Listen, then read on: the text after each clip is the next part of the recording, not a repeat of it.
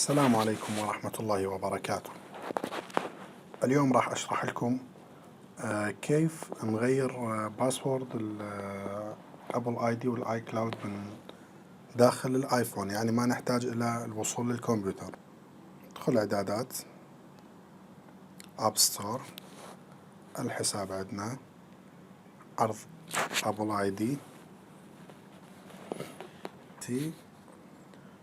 نجي لهذه الفقرة الأبل آي دي.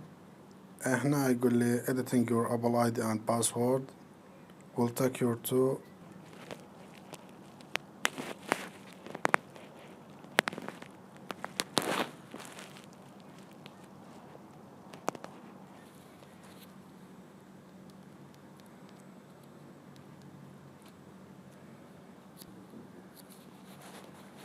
هنا نكتب الباسورد القديم، الباسورد الجديد بالحقل الثاني، والباسورد الجديد بالحقل الثالث.